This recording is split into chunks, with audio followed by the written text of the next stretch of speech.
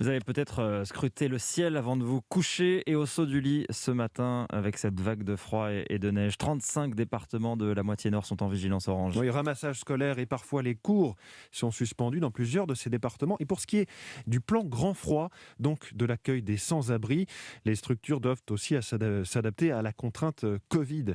Jean-Sébastien Soldaini.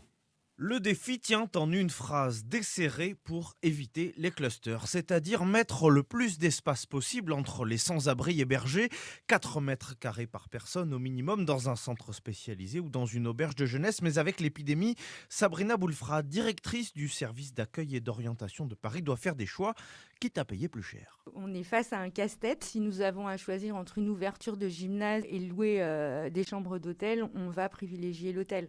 Donc on a quelques ouvertures de gymnase, mais par contre, effectivement, on peut accueillir beaucoup moins de personnes qu'on aurait accueillies les années précédentes. Les gymnases, pourtant déserts en ce moment, sont un dernier recours. Le risque de cluster y est trop important, mais malgré ces contraintes, le grand froid sera plus facile à gérer cette année, confie un conseiller ministériel.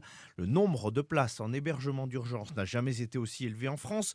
200 000 chaque jour, c'est 50 000 de plus que l'an dernier. À la même époque, des lits créés pour faire face au premier confinement est encore disponible aujourd'hui.